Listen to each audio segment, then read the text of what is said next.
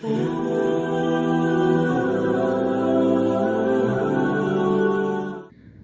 صلی اللہ علیہ وآلہ وسلم اپنے صحابہ کرام کو اس نماز کو پڑھنے کی اکثر ترغیب دیا کرتے تھے۔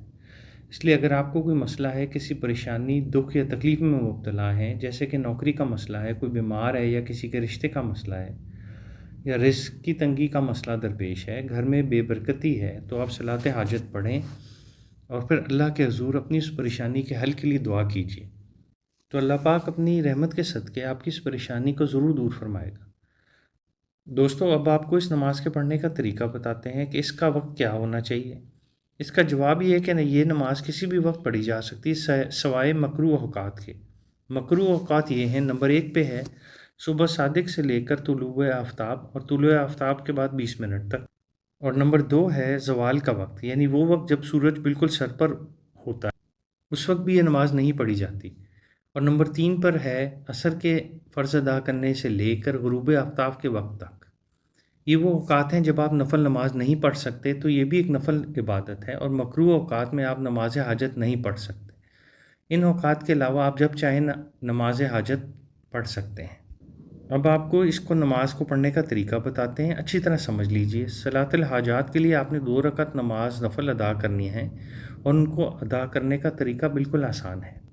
سب سے پہلے آپ نے نیت کرنی ہے۔ نیت دل کا پختہ ارادہ ہے۔ اگر زبان سے نیت کرنا چاہ رہے ہیں تو اس طرح سے کریں گے کہ میں نیت کرتا ہوں یا کرتی ہوں 2 رکعت نماز نفل صلاۃ الحاجات کے واسطے اللہ تعالیٰ کے، منہ میرا قبلہ کی طرف، اللہ اکبر اللہ اکبر کہہ کے ہاتھ باندھ کر ثنا پڑھیں، اور سورہ فاتحہ کے ساتھ کوئی اور سورت ملا کر پڑھیں۔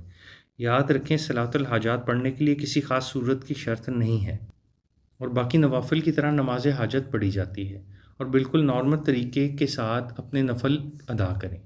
نفل ادا کرنے کے بعد اللہ کے حضور اپنا مسئلہ بیان کریں اور اس سے اس کی رحمت کا سوال کریں۔ اہم بات یہ ہے کہ دعا آداب دعا کے ساتھ ادا کریں، یعنی غفلت میں دعا نہ کی جائے، یعنی الفاظ تو ادا ہو رہے ہوں لیکن ان کے دل میں یقین نہیں ہوتا، اور ساتھ دھیان بھی کہیں اور ہوتا ہے۔ یاد رکھیے، دعا کے پورا ہونے کے لیے ضروری ہے کہ آپ کے دل میں پورا یقین ہو کہ اللہ ہی ہے جو میری حاجتوں کو پورا کرنے والا ہے، اور اللہ ہی ہے جو میری ان تمام دکھوں اور پریشانیوں کو مجھ سے دور فرمائے گا، کیونکہ آپ صلی اللہ علیہ وآلہ وسلم کے فرمان کے مطابق اللہ اپنے بندوں کی دعا کے طفیل اس کی سب تکلیفوں کو دور فرما دیتا ہے۔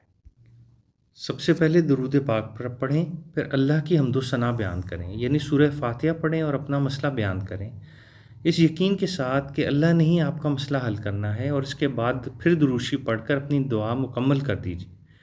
انشاءاللہ اللہ آپ کی تمام حاجات پوری فرمائے گا۔ انشاءاللہ نیکسٹ ویڈیو میں پھر ملاقات ہوگی، جب تک کے لیے خدا حافظ۔